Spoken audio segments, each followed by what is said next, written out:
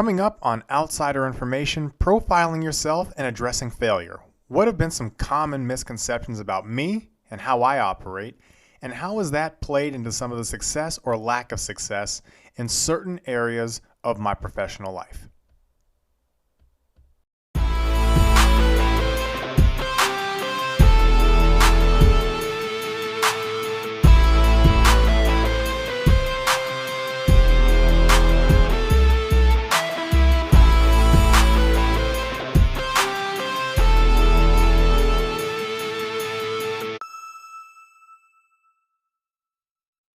Welcome back, Outsider Information here on Versify. I'm Brandon. You heard the intro. We're going to get a little personal here, and hopefully my reflection is helpful. And maybe if you're in a reflective mood or feel like you need to think back on some stuff, this could be a little bit of an aid for you to do so.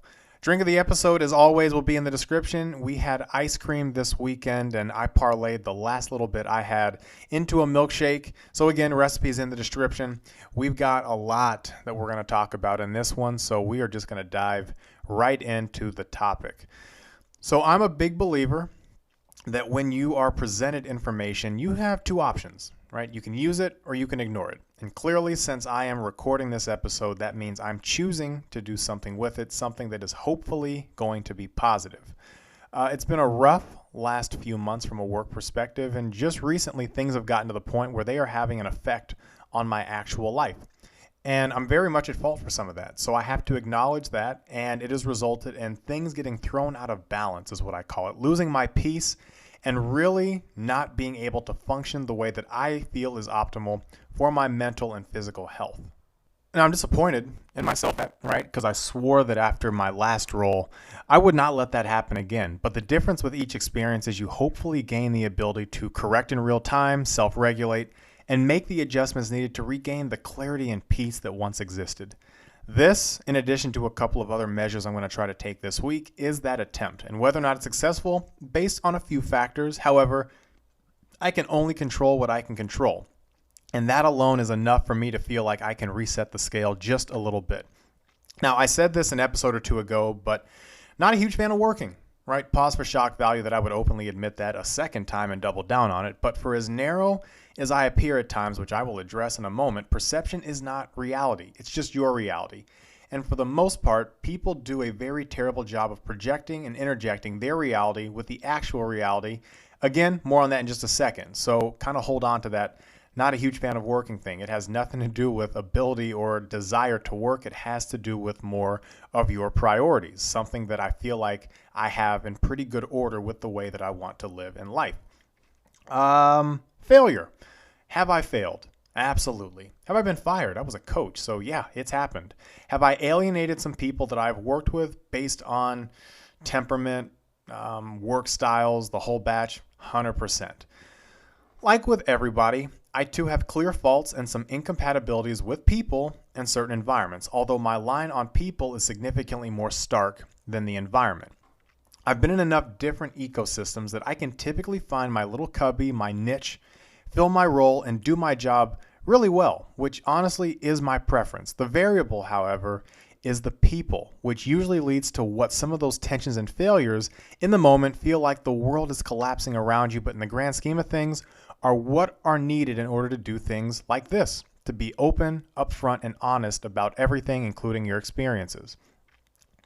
There's a lot, like I said. So, therapy. Well, I'm going to start with that. I've been open about this since the new year, is that I want to start therapy. Not because I feel like I've got trauma or unresolved issues, because therapy is a whole lot more than just that. Right? People associate therapy, mental health with just having problems, but I'm looking at it in a sense that I've got a lot more that I want to accomplish in my life, and I've got some additional things that I might need in order for that to happen. I'm going to need some additional health. Mental health maintenance is what it was framed as, and I've done a lot of work on myself as an adult, shifted my mindset, grown, opened myself up to really learn from the experiences of others. A goal of mine this year is to be a better active listener. I've been vulnerable. I've had no issue sharing stuff because my projection is mine. Others' opinions of me, while at times can be annoying or frustrating, don't have as big of an impact on me unless it crosses that line into lying, which also does happen on me semi-frequently. And it can be very frustrating because I am a very frustrating and or puzzling individual to some, because I don't give off a whole lot, and what I give off can at times be a stark contrast to what is normally given off from a person. I'm pretty monotone. I don't hide a whole lot. You'll likely know what I'm feeling based off of my demeanor. I'm not a really good liar because I don't put in the effort, which could be classified as a fault. But going back, therapy. My hope is to start that this quarter, in quarter one. My wife and I have really started talking about the next moves. Obviously, we're moving to San Diego in a couple of months. Job hunts, scary thoughts, kids. We are going to try to bring a human or two into this planet in the next couple of years, and I want to be as equipped as possible to do that. And therapy is a tool that I believe can help me get to the next level, not just for that, but for my personal life and my work life. So that's what it's about. All right, moving on. I mentioned that I get labeled as a pretty fixed individual, and on the surface, I could see why that would be something that people would assume. I had one friend tell me directly, "What I love about you is you're either all in or all out, and I know where you stand." Thank you. Now, in counter to that, somebody who was also in the room replied inappropriately, I'll say, is, "Yeah, you should probably work on that," as if being committed to your decisions in the moment is a problem. Now, I think that's part of my problem with perception, is that in the moment, if I'm asked something, I will have an answer. Let's unpack that.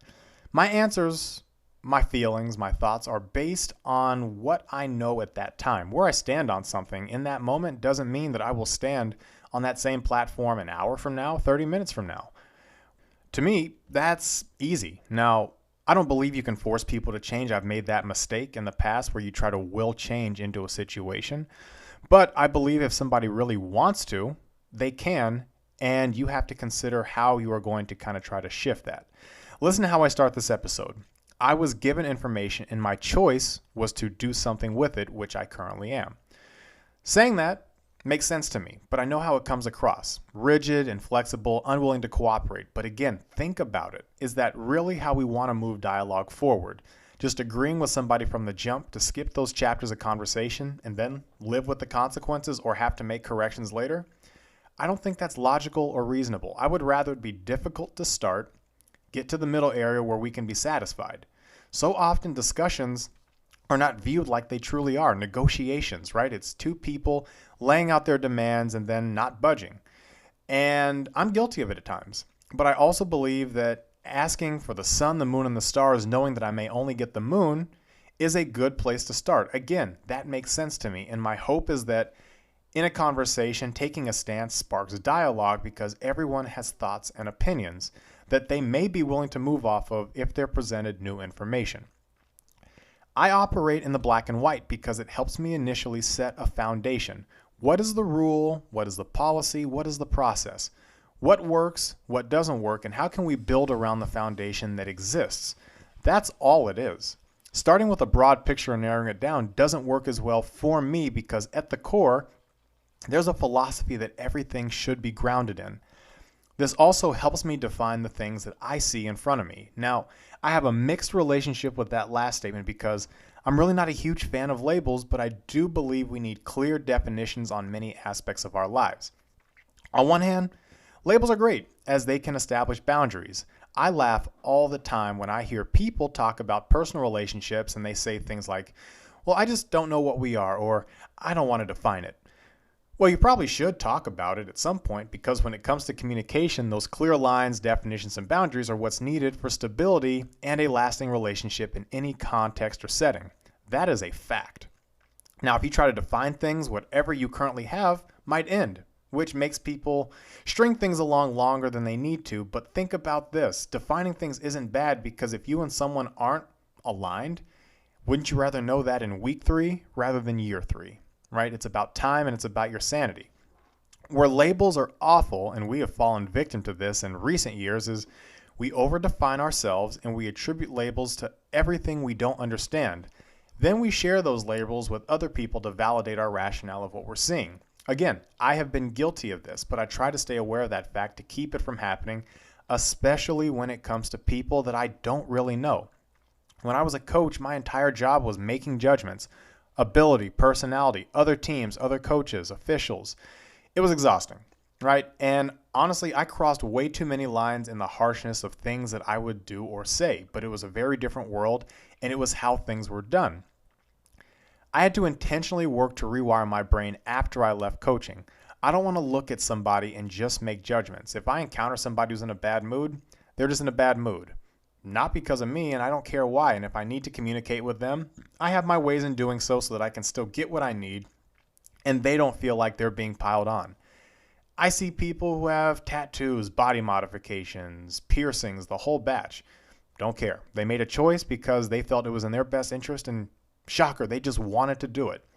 Someone has a kid running around causing chaos. We see that all the time. That sucks for them. I wouldn't let my kid do that, but it's also not my problem. I don't have a moment to pass judgment on their parenting style just because I saw them in one moment. Weight, clothes, facial expressions. How many judgments do we make during the day that we allow to impact what we're seeing and how we're perceiving somebody? Why are we taking somebody else's essence and allowing it to have an impact on really how we operate? I don't have that answer, but the way we internalize things, very unhealthy, and it takes really intentional work to frame your mindset. Now, going back to me, I get labeled as rigid, inflexible, unapproachable, or hostile because I draw very clear lines. I am direct. I prefer my communication that way because I want you to know where I'm at with something. And while it can come across as harsh, and I admit that, and it's something that I want to work on within reason, but it's never personal. At least for me, it's never personal. I don't stew over interactions. Even my harshest criticisms are rooted usually in some level of the aspect of the job, right? The last couple of months, though, were an exception, right? I did let a lot of this stuff get to me, and again, not feeling good about that. But if I don't like someone, it in no way means that I'm incapable of having a relationship with them. Changes it for sure. It's not filled with conversations, it's transactional, and that is really how I prefer to operate with most people. Not everyone is supposed to be a friend. Not everyone deserves extended space in your life, and sometimes an interaction is just supposed to be a moment where you have something, maybe information, maybe you give something back, confirmation, or additional information. Again, when I'm saying this, it makes a lot of sense to me, and it takes the pressure out of a situation because you're not going into it with the hope of wanting someone to like you. Again, here are the differences. Some hear this and think, well, I just don't care what people think of me. What I'm saying is I don't go into any situation hoping to leave with friends or personal relationships because the people in my life, the friends in my life, are not just a collection, right? They're true assets. My friends are of high value, and not everybody has that same value. Harsh? Yes. Unrealistic or unreasonable? I would say no.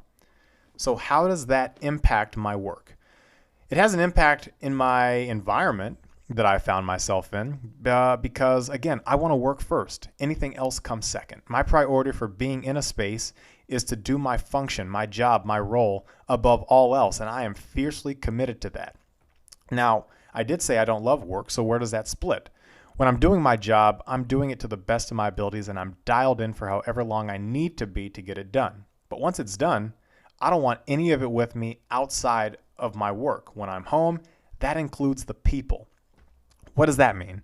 My goals at work are functionality, working relationships, not personal ones, and it gets complicated, and I don't think they are necessary to have success in the workplace. Again, hear what I'm saying. It's not I don't want to interact with people.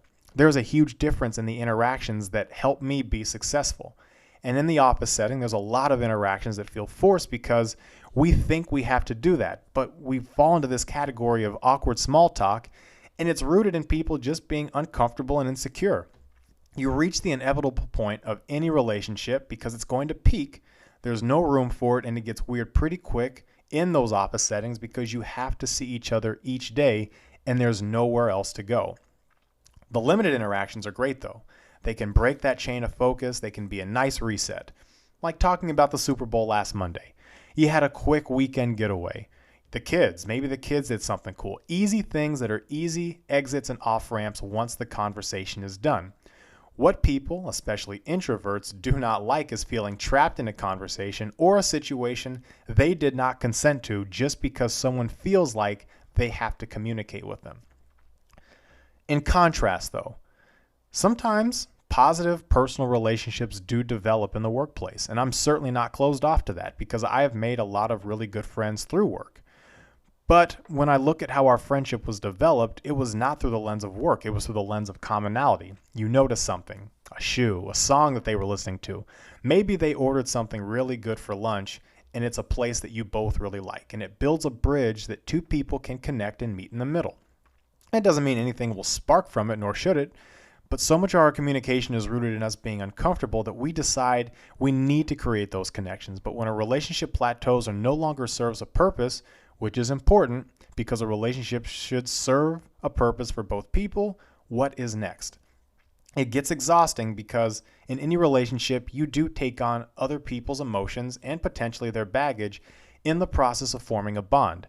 Not a bad thing because shared experiences are what allow us to shape those connections, but there is a time and place for it. For me, in any situation, if it's not working out, you got to bail. Hit the eject button because it gets to a spot where if it's for your own sanity, you have to because it drains you more than it fuels you. We just feel guilt-ridden because we don't want to be in the uncomfortable situation where we potentially hurt somebody, and it's necessary because you do start to play a role in your own demise professionally and personally if you don't decide to cut ties with somebody who is an anchor on your life, in work, out of work, in general. You matter more than anybody else because you're the only one who has your own best interest in mind. Nobody else, no matter what they say, will care for you like you. So what is that balance? For me, I enjoy working with people, honestly, who really don't like me very much and I don't like them very much. But here are the differences. Not malicious, not personal, task and business focused. We don't have a personal connection. It's easier for me because I know if they're going to talk to me, it's going to be something exclusively about what we need to get done for work. Perfect. Here's what you asked for. If you need anything else, please let me know. Boom, simple, easy, and we just move on to the next thing. Where I tend to struggle, and this has happened a ton when I was a coach, is when you communicate with people, right? I don't consider myself a mean or malicious person. And oftentimes when I talk with somebody, it's pleasant and it's friendly, and it's misinterpreted by one side as friendship or something close to that. Liking someone and being friends are two very different things. So all of a sudden a situation arises where I would need to be critical or my mood doesn't align with what you're expecting or what has been consistent with our interactions. And with people, but especially the players that I coached, it would shut down because it turned into a, well, he doesn't like me anymore kind of moment. And that's just so not the case. And even if it was, that shouldn't impact the ability for me to do my work with somebody because we still have a job to get done. But more often than not, it's a momentary thing that happens because those are the ebbs and flows of the human experience. I do, though, notice the shift because the energy changes for both sides, normally one more than the other, but for both. And now you're taking on the emotion of somebody else for having a non-malicious human interaction. Me personally, I start the day at a 5, right? If we're looking at a scale of 1 to 10. I don't wake up thinking a day is going to be good or bad. The day determines that. The circumstances determine that. And in a lot of ways, I determine that. What happens during the day could take me up to a 3 or up to a 7. Down to a 3 or up to a 7, and I own that. That's me, and I try my best not to let the stuff around me impact that. But it's hard because people feed off of each other's energy. I don't project bad energy. My energy is just very distant. Right? I like my space, and I would prefer that my space is not encroached upon. Inversely, I'm going to afford that same respect. I'm not going to invade somebody's space without a proper invitation or consent. For many reasons, that takes place is because I'm a male in a female environment most times. And being black in many white environments, I tend to double down on that. My distance is less about you and more about me and my own self-preservation. How that comes across is he doesn't want to talk, or he's disengaged, or again, here's the word, unapproachable. The reality is, if you're coming to me, my thought is, what's up? What do you have to share with me? I'm not anti-engagement, but I want there to be some purpose in it, which is why I take the stances that I do. If it's work, there's always purpose in doing so, right? We both have something we need to get done, and you need me to do it, and I probably need you to do it. If it's not work, it's not that it doesn't matter, but what's the outcome? right? Everybody usually wants something, not maliciously, and it could be confirmation, validation, or something else. But going back to those lines, draw them. I have no issue giving what's asked if that is a task, or if it's on the personal side, confirmation, validation, or that's something else. But if I don't know what's being asked of me and then I don't provide it, a little bit unfair to be labeled as anything because there was nothing given in the moment to provide that baseline of what you need. How it translates more into the work environments that I've been successful in is there have been a lot less of that, right? We all have our preferred management styles. The environments that I've worked in that are the best have been pretty transactional by nature. Less of the minutia, more of the tasks. Having somebody who's not personally invested in me.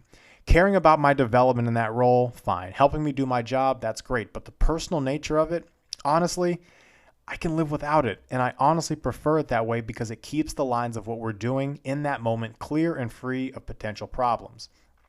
I think back to college. The best boss I've ever had to this day, his name was Rob. And he was difficult to read for some, but for me it was ideal, right? He didn't say much. He provided clear lines, boundaries, and I loved getting a task list every day of what needed to be done. And it was essentially pass-fail.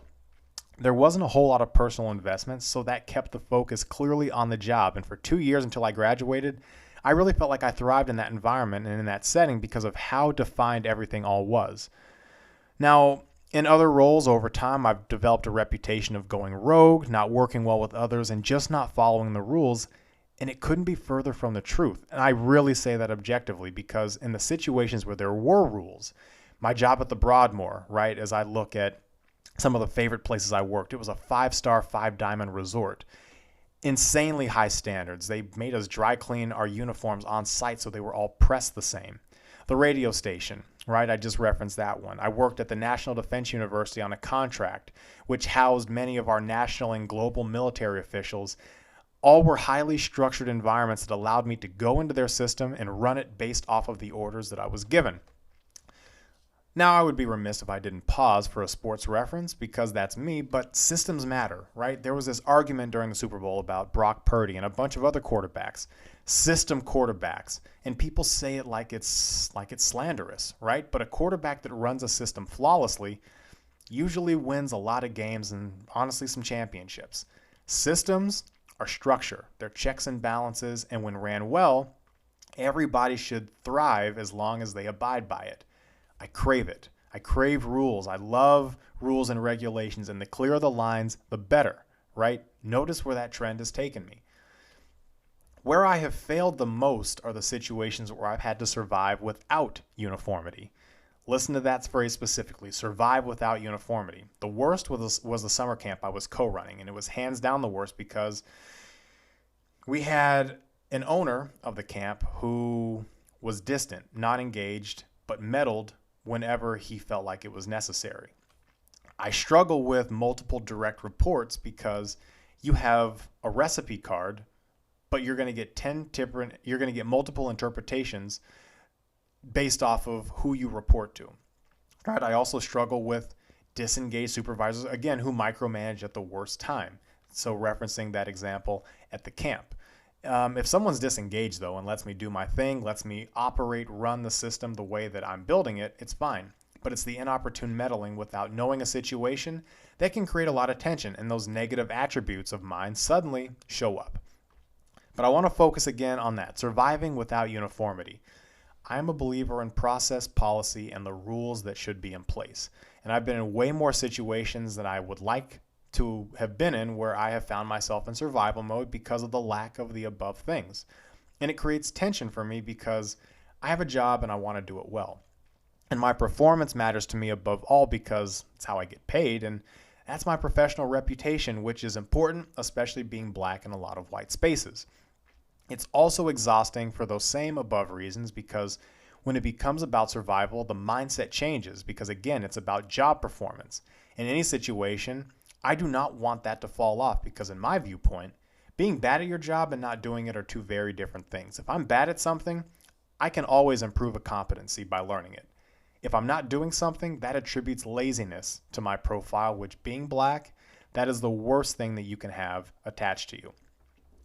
The chain of command matters because clear lines help. And I don't think I'm looking at this from an idealistic perspective. Again, I'm saying what works best for me is having those parameters in place. Doesn't mean I can't be successful in different settings. I have been. But I deal a whole lot better with clarity, boundaries, and directness, and not having to figure out what everything means based off of a set number of clues. I don't really want or need a supervisor or the people around me to really invest in me as a person.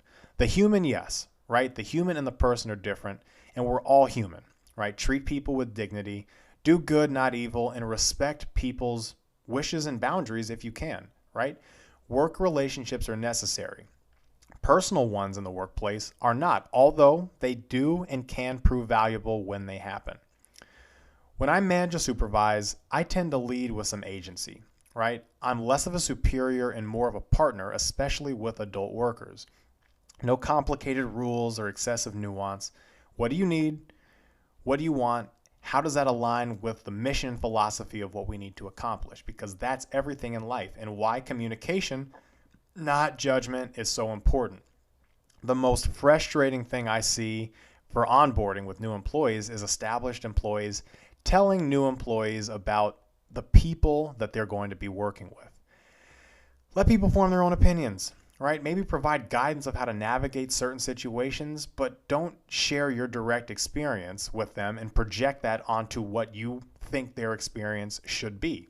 Keep it subjective. It's not a bad thing to say, in my opinion, right? You can also decline, and I think you should decline to say anything about somebody, which is a mind-blowing concept, but you don't have to have an opinion about everything. Let people grow and develop into it, because the words that established people say, new people rely on, and it can really distort an experience. I have fell victim to that in my current role, which again is why some of this is taking place. My favorite part in the personnel process is evaluations, because you get to break down at its core positives and negatives of people, and it should never dip into that personal category. I could completely shred someone's ability to do a specific skill and not think anything negative of them as a person. Inversely, you got to respect game, right? If somebody does something incredibly well, you have to praise it, even if you think they're a deplorable person.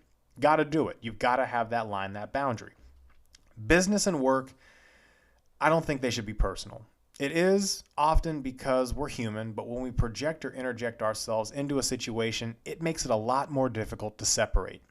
Again, I'm not suggesting that we just work in our cubicles in silence. That dehumanizes the working experience and the socialization that comes with working with other people. But I think there is space for people to develop meaningful relationships through work, and for people who want to develop those significantly more leaning work relationships that maybe don't lean as heavily into the personal side. It's not for everybody, right? But the pressure to do so really makes working for some significantly more difficult if they feel like they have got to be something they're not and be personable in a way that really goes outside of their comfort zone. All right, we're out of here. I'm going to get this up today, Sunday. So have a good week if you listen to this on Monday. And as always, check out the other work on Versify, Spotify, Medium, and LinkedIn. We will see you next time.